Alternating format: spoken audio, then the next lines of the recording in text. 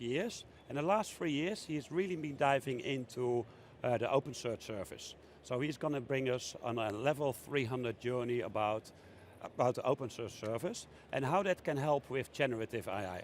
So with that, I'm going to hand over to Mohammed. Hello everyone. Thank you for joining the session. I assume you have learned a lot today about generative AI in the earlier session. So this session is going to build on that knowledge and show you how you can use Amazon OpenSearch Service and its vector search capability to enhance the user experiences. My name is Muhammad Ali, and I'm a principal OpenSearch SA at AWS. Now, I wouldn't be wrong if I said age of AI is upon us. Large language models have taken the industry by storm, and it is their ability to conversate intelligently like humans has allowed us to use them in different applications and for different purposes. And all of that ability is, or capability is accessible to us through a call of an API from a service such as Amazon Bedrock. Now, we are seeing Gen AI being adopted across all industries. And if you look at the use cases, you can potentially categorize them into 4 areas. Creating new experiences. For example, a travel industry customer is building a chatbot that allows their user to create full trip itineraries. And then we are seeing increasingly large number of companies providing developers access to AI-powered tool to increase their productivity. And then we have companies that are building insight solution to help their user go through large volume of text data, like document stores, and ask questions off of it, and then share this information across the organization. And finally, the creative nature of large language model has allowed us to use these models to create content, create videos, product ideation. Now, generative application use large language model to help their user achieve certain objective. For example, a car insurance company chatbot might help its customer pick the right policy. User using the natural language will provide their input or requirement to the application, and then the application will synthesize a prompt that will have the instruction that will make the LLM generate text that potentially solves that task, that is to suggest the right policy. But an LLM trained by a third party on general purpose data, how would it know what policies do you offer, what products offering do you have? It wouldn't. And if you use that vanilla LLM, it would basically try its best and essentially make stuff up, which is hallucination. So how do you solve this problem? You can potentially fine-tune these models, give your data to it and let it learn some additional things. However, the model will still have some limitation. For example, it will still be stuck in time when the model was fine-tuned. Or if you are expecting the model to reproduce the source of the information, it wouldn't be able to do so because the large language model aren't designed to do that. So to overcome these challenges, we augment the knowledge of large language model with the information from your enterprise. And the information can come from any store, like your product catalogs or your data lakes. Now with models today allowing up to 200,000 tokens as the prompt input, you can really craft a fancy prompt.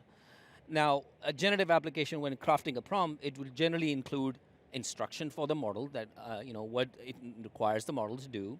Then it will have some situational context, like conversational history. What has been said before this particular question? There could be other situational contexts, like whether this user is an existing customer with an existing policy with you. Finally, the large part of the prompt is made up of what is called semantic context. That is the information about your product, the policies. And that is what LLM can refer to. So this needs to be very relevant to the user's question. And that's what makes that prompt. So how do you find information that is relevant to user's question in the context so that LLM can answer this thing? Well, you're going to need a search engine which is going to find that information. And that is what OpenSearch is. OpenSearch is a pure open source search and analytics suite. It offers full text search capability and also what is called semantic search, which is basically searching information relevant to the question meaningfully, and we'll discuss this in more details. Amazon OpenSearch Service is a service that allows you to deploy this open source software in your AWS account and run it at scale, reliably and securely. Now, you can download OpenSearch from GitHub and deploy it in on your EC2, and you can self-manage it. The capabilities that we're going to discuss today are both available in open source and in the managed service. Now, to understand how do you find the relevant information from the user input, we're going to need to understand some search basics. Now, OpenSearch is a full text search engine. It works based on documents. Here we have a snippet, JSON snippet of a question and answer section of Amazon.com's product. And this is a public data set. Now, the point here is OpenSearch works based on JSON document with key and values and text in there.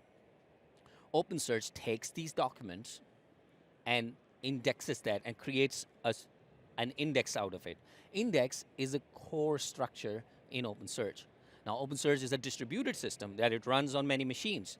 So it partitions that index across many machines. And that partition is called shard. And shard is what gets stored on the data node, which is the worker node of the machine, of the cluster. Now, under the hood, every column, every field gets an index. In fact, shard is an instance of Lucene index. Lucene is a very popular full text library built in Java. It does all the heavy lifting of parsing the text and creating the optimized structure to retrieve the full text search information. Now, the text values in those columns, an analysis process is run. What this analysis does, it actually breaks the multi-term values into individual terms, and each term is then reduced to its root form following English language stemming rules, which essentially means word running will become run. Runs will become run. What we are doing here is we're reducing the search space and increasing the probability of matching.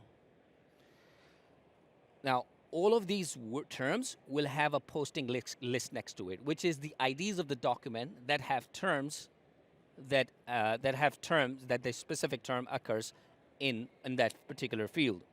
Now, for example, in the example on the screen, we have a famous book titled The Elegant Universe. Is reduced down to two words, eleg and universe. The word da is dropped because it has very low information value.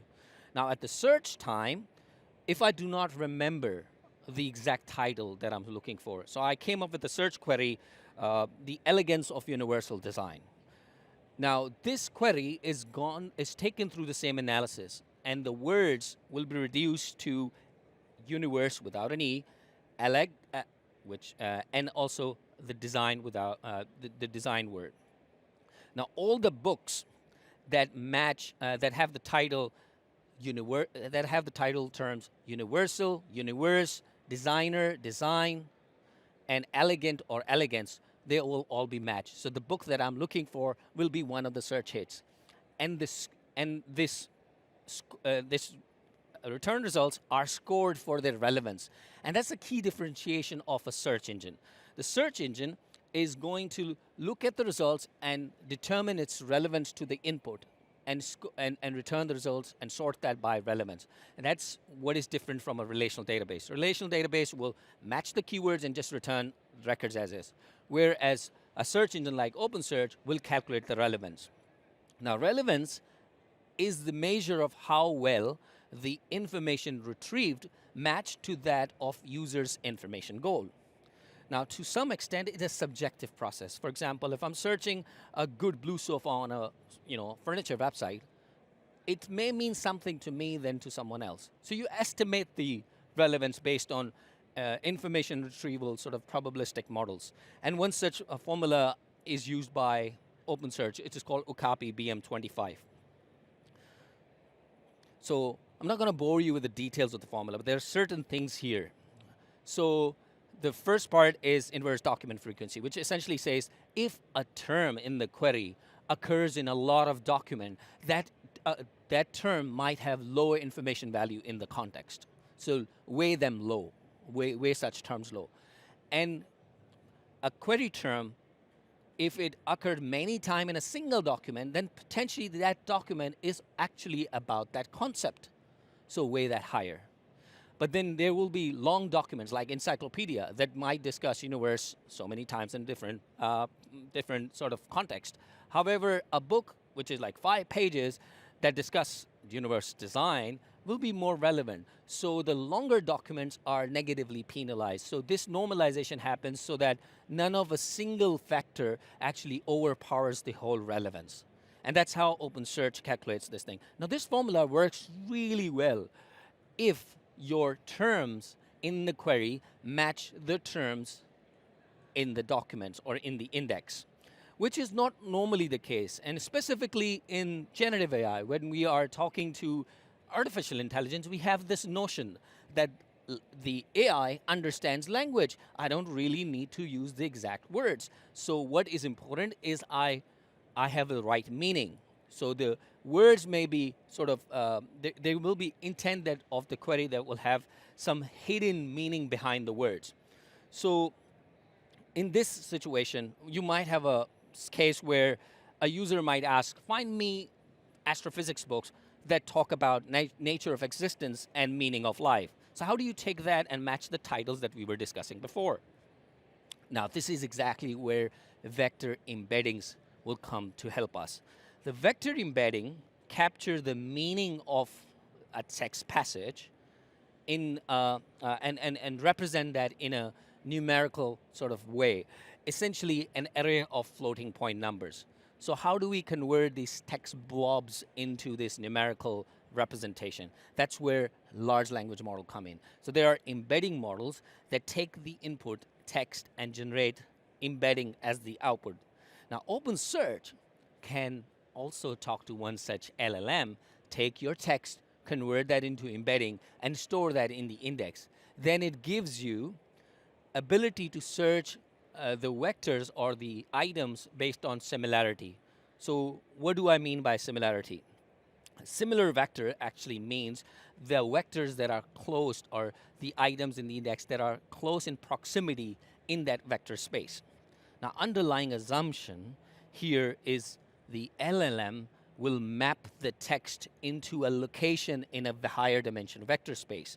And the things that are close, the things that are similar meaningfully will be close to each other. So we take the query and match that to the terms, and the terms, or match that to the vectors in the index, and the items or the vectors that are closest will be returned as part of the result. Now this distance can be measured in different ways. For text similarity use cases, you use cosine angle, that is the angle between the vector. For image use cases, you use Euclidean distances. So a lot of text has been written on these concepts. So let me just pause here and repeat some of the concepts that we discussed so far. Vector is an array of value that captures the meaning of the text. Large language model, or especially the embedding ones, will take input, the text, and gives you back the embeddings. Embeddings is what gets stored in OpenSearch's index. And then you have similarity metrics, different similarity metrics that you can use to measure the distance. And the differentiation of OpenSearch is it offers many engines and algorithms for you to really fine-tune your relevance based on your accuracy, price, or performance. Now here's another concept that is super interesting. You can actually take the query vector and compare that with every vector in your vector space.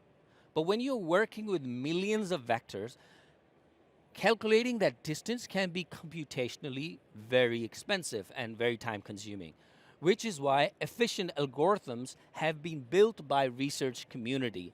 And those algorithms is what OpenSearch makes available to you. Now one such algorithm is called HNSW. Essentially, the idea is it creates multiple level of connected graph where the nodes are basically your vectors that vector embedding that LLM has generated. Now once so the way it creates the graph is based on connectivity. It inserts the nodes in every layer. The the nodes that are more central to a lot of other nodes, they will bubble up to a higher level.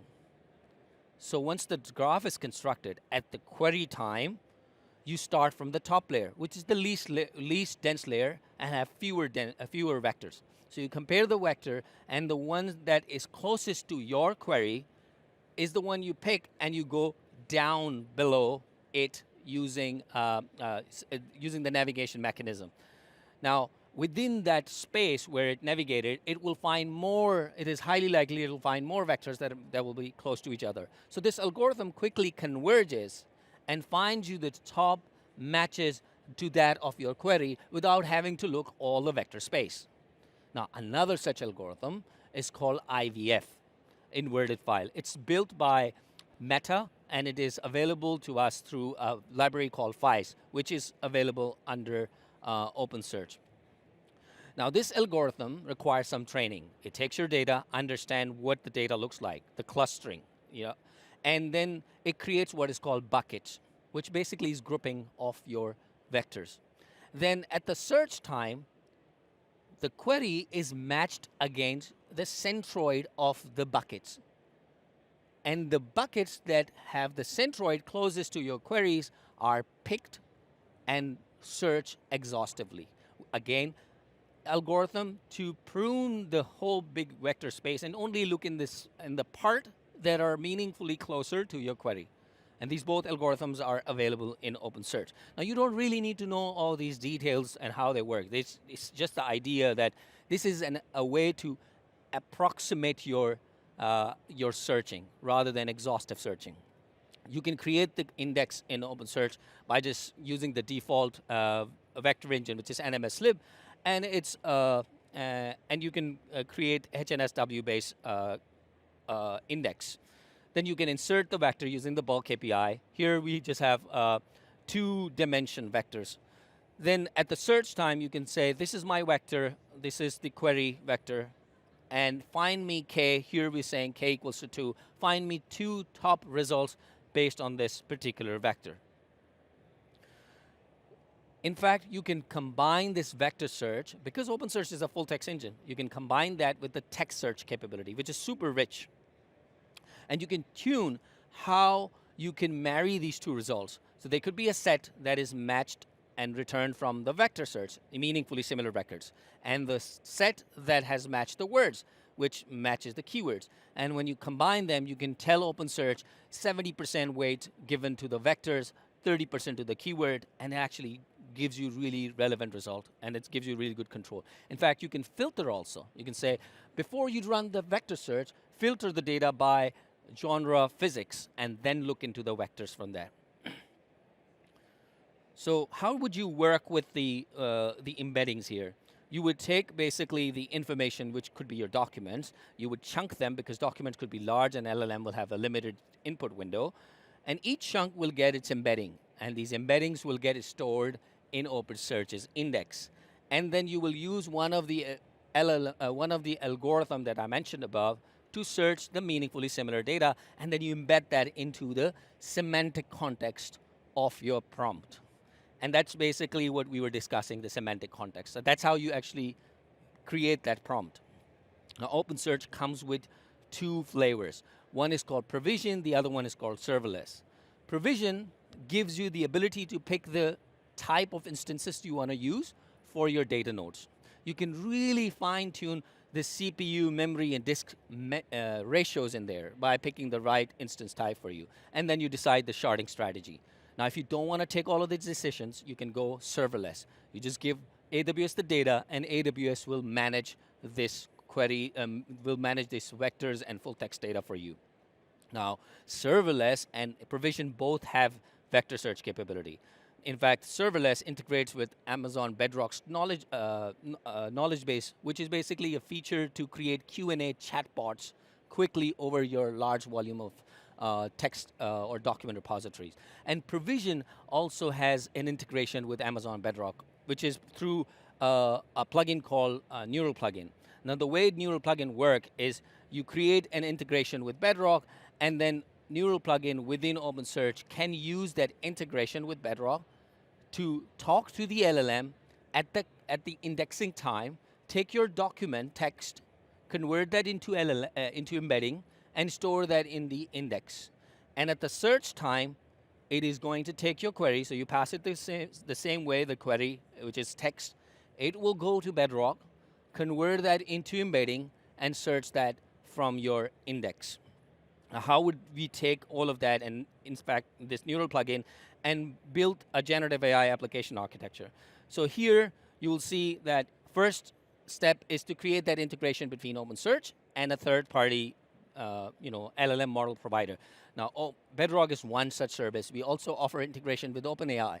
So you can take your documents and then you can give it to Neural Plugin. It will talk to that third-party service, create the embedding, store it in the OpenSearch, and then, again, as I said, semantic context can be retrieved from generative application using the search capability, vector and semantic search.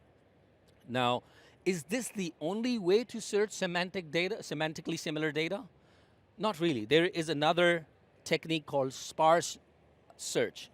The idea is you take your documents, which has a bunch of words, and you expand that by adding new words. You generate new words that are meaningfully similar to the context of the document, and then you assign some weights to it.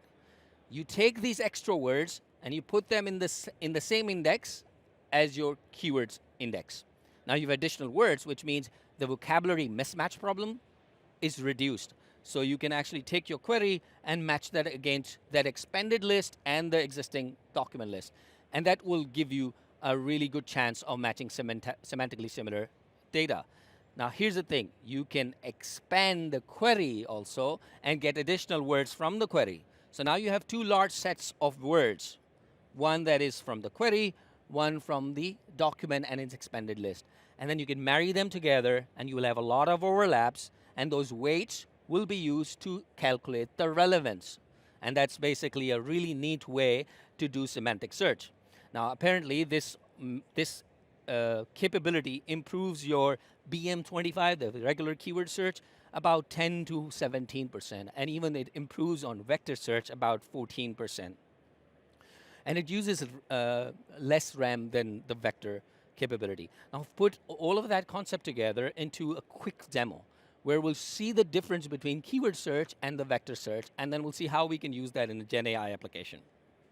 Now here, I have created an application that allows you to search products from Amazon.com's, like the public documents. Here we're searching for trendy footwear for women with the keywords. Now there is some eyeglasses and jackets in there because they're trendy and they're for women, but not footwear.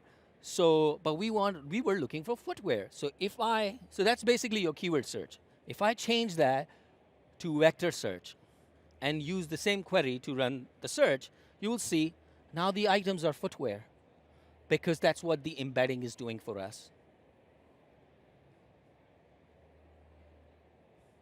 Now, as I said, you can actually do sparse search also. So I can try that capability here by changing it to sparse search, which will match the expanded list of the query and the document. So if I refresh this thing, you'll see not exact same items, but footwear for women. And that's how basically sparse search works. So to show you what the expanded list of words look like against a query, I'm going to expand the query here and show you some additional word, and that will have weight that basically is a measure of how close or how contextually similar these words are to the query.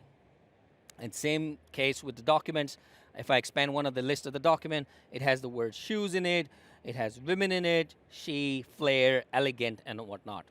I can take all of that capability and create an AI application that allows me to answer questions of documents. Here we have a document that talks about COVID impacts on Ireland.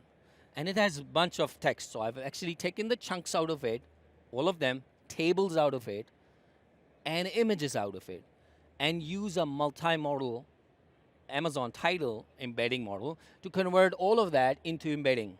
And at the search time, we take this input, how many aged 85 died due to COVID.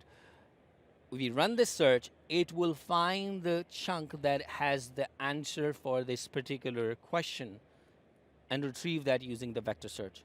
Now, what we've done with the tables, we have taken the tables and converted them into text, but we've kept the table source as is. So here you're saying there was an image that was similar, there was a table that has this information, and you can see there is it says 85 plus and 792 people. So it was able to extract this information that we give in the prompt to an LLM from searching through OpenSearch. Now, all of this was done through vector search capability, the embedding. We can also use sparse search for the same purpose. So if I change that to sparse search and ask another question, which says, how many mail from Dublin were impacted, unfortunately, by COVID, it would try to find the relevant passage in the document, retrieve that, and give it to LLM in the prompt, and say, answer this question of the user from the passage that I gave you from OpenSearch. And it is able to find that answer based on the given information. Number of male population from Dublin impacted by COVID is 683, and it tells you where the source. So that's the explainability for you, which is where did I know this information from. So to wrap this up, if you ask me what do I take away from here, basically there are certain things. Number one is you're going to need semantic context to basically improve the user experience by providing the LLM the information from your data stores or your enterprise data. Number two, OpenSearch is a robust full text search engine that has really capable full text, but also semantic search capability through vector and sparse search. Now with the choice of algorithms, you can really fine-tune your price performance. And there's a neural plugin that will do the heavy lifting of talking to the LLMs and getting me the embeddings or sparse documents. Now I hope that I've made you curious enough. And so there are a bunch of resources that you can take a screenshot of. You can also download the presentation slide deck after from your app, I hope. Right? Yeah. And so that's basically the resources. Another resource that I'd point you to is called skillbuilder.aws. So if you wanted to learn AWS Cloud or generative AI, you can actually go there, and there are over 600 digital courses available, which you can download, which you can basically watch and learn more about AWS. All right, so thank you again for joining this session.